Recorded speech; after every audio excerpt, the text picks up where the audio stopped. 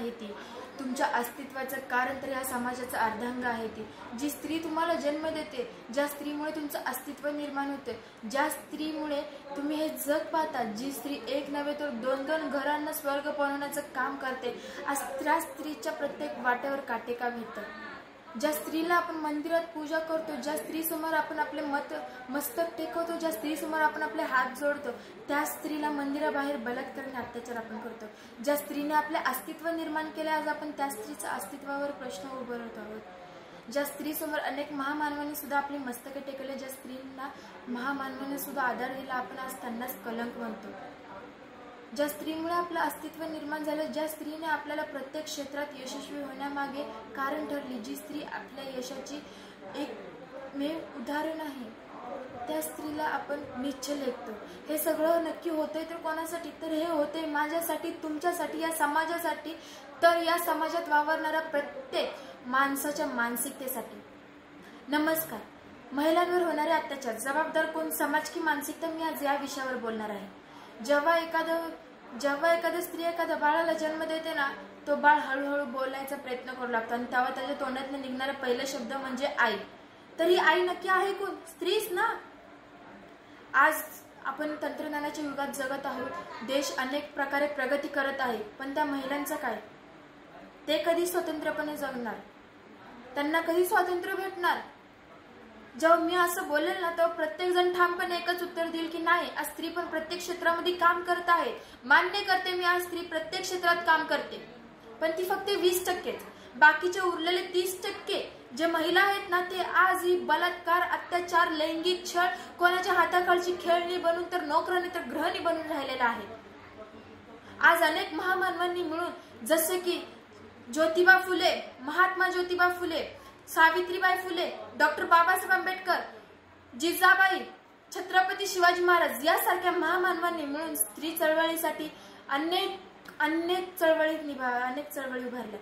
त्यातलीच एक चळवळ म्हणजे फुले शाहू आंबेडकरवादी चळवळ. पण आज ही चळवळ ही तिथपुरतीच राहिली. आज त्या महामानवांचा तिरस्कार करून आपण महिलांवर अत्याचार करतोय. जेव्हा असे प्रश्न शासनासमोर उभे राहतात ना, तेव्हा शासनाच्या मनात ही एकच प्रश्न की यावर उपाय काय. आणि जेव्हा त्यांना उपाय भेटत नाही, जेव्हा त्यांच्यावर त्यांचे नियोजन होत नाही ना, तेव्हा ते अनेक योजना राबवतात. त्यातलीच एक योजना म्हणजे माझी लाडकी बहीण. मला एक सांगा, एखाद्या महिलेला तुम्ही महिन्याला 1500 रुपये देणार, तर तुमचं कर्तव्य तिथे संपतं का?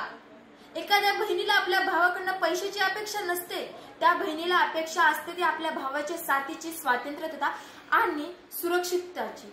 प्रत्येक संघर्षामागे आपल्या भावाची हात असू लागते, आणि ते तर शासन कधीच देत नाही. स्त्री आणि पुरुष हे एका गाडीचे असे 2 चाक आहेत, ज्यातली एक जरी चाक खराब झाली ना, तर संसार चालू शकत नाही. यासाठी नक्की आपण करू काय शकतो?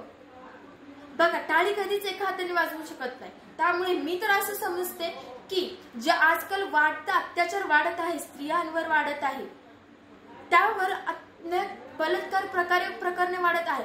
जे प्रकरणे आज UP बिहार पर्यंत होते, ते आज आपल्या पुण्याच्या स्वारगेट पर्यंत पोहोचलेले आहे. यासाठी आपली मानसिकताच कारणीभूत आहे. आपण करतोय का यासाठी?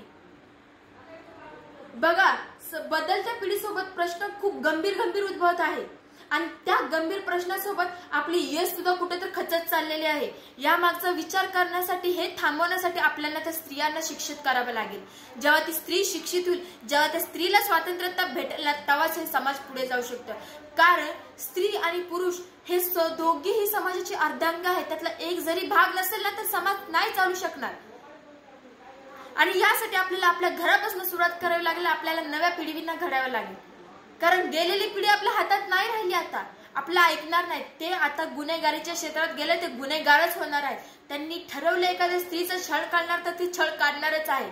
पण आपल्याला याला थांबवायचं असेल तर आपल्याला नव्या पिढीपासून सुरुवात करावी लागेल. आणि या नव्या पिढीला सुरुवात करण्यासाठी आपल्याला पहिल्यांदा मी या शब्दापासून सुरुवात करावी लागेल. जेव्हा मी माझ्या घरातल्या आईला सन्मान देईल, मी माझ्या घरातल्या बायकोला सन्मान देईल, मी माझ्या घरातल्या मुलीला सन्मान देईल ना, तेव्हा आपली जी येणारी पिढी आहे ती सुद्धा एक सन्मानपूर्वक बनेल. ती सुद्धा प्रत्येक महिलाला आपली आई बहीण समजावे लागेल. प्रत्येक बघा, आता आपली जी नवीन पिढी आहे ना, ती आपल्या हातात आहे. गेलेल्या पिढीचा विचार करू नका. जी पिढी आपल्या हातात आहे ना, त्याला बदलायला शिका. आपल्याला त्या महामानवांची ओळख आपल्या मुलापर्यंत पोहोचवायची आहे. आणि आपल्या महामानवांना तर आपल्याला फक्त फोटोतच नव्हे तर घराघरात जन्माला आणायचे. आपल्याला संकल्प करायचे की प्रत्येक जिजाबाई आज घरात जन्मली पाहिजे, प्रत्येक शिवबा आज प्रत्येक घरामध्ये जन्माला आला पाहिजे. त्यांना फोटोतच नका ठेवू. जेव्हा तुम्ही शिकताल, जेव्हा तुम्ही संघर्ष करताल ना, तेव्हा अनेक महामानव अजून तयार होतील. आपल्याला महामानव घडवायचे, आपल्याला या देशाला स्वातंत्र्य मिळवायचे, आपल्याला स्त्रियांना स्वातंत्र्य मिळवायचे, तर आपल्याला पहिल्यांदा सुरुवात करावी लागेल. बघा, मी यासाठी पुरुषांनाच दोष देते असे नाही, स्त्रियाही यासाठी कारणीभूत आहेत. ज्या महान महिलांनी आज स्त्रियांसाठी, स्त्रियांचं शरीर झाकण्यासाठी अनेक संकल्पना राबवल्या, आज ती स्त्री फक्त सोशल मीडियावर लाईक, कमेंट्स आणि फॉलोअर्स वाढवण्यासाठी आपल्या शरीराचं उद्ध्वस्त करून टाकत आहे, शरीराचं एक प्रदर्शन बनवून टाकत आहे. पण यासाठी जबाबदार आपली मानसिकताच आहे ना हो. आपण जर त्या स्त्रीला तशा प्रकारे तयार केलं ना, तर ती स्त्री बदलणार. मी म्हणते की लाईक, कमेंट, शेअर साठी आपलं शरीराचं प्रदर्शन करणं गरजेचं नाहीये. शरीराचं प्रदर्शन न करताही आपण बदल घडवू शकतो. आपण लाईक, कमेंट्स मिळवू शकतो, आपण यशस्वी होऊ शकतो. त्यासाठी कोणत्याही प्रदर्शनाची गरज नाहीये. जगाला दिखावाचा चष्मा नका देऊ. तुम्ही जो आहे ना तो चष्मा बनवा, तुमचा स्वतःचा चष्मा तयार करा आणि त्या जगाला बनवा. त्या जगाला स्वतः सुरुवातीपासून तयार करा. आणि त्यासाठी तुम्हाला मी या शब्दापासून सुरुवात करावी लागेल, तुमच्या परिवारापासून सुरुवात करावी लागेल. जर त्या समाजाला घडवायचं असेल ना, या नव्या पिढीला घडवा. प्रत्येक नव्या पिढीमध्ये एक शिवबा जन्माला आणा, एक सावित्रीबाई फुले जन्माला आणा, एक कल्पना चावला तुम्ही जन्माला आणा, तरच हे साध्य होणार आहे.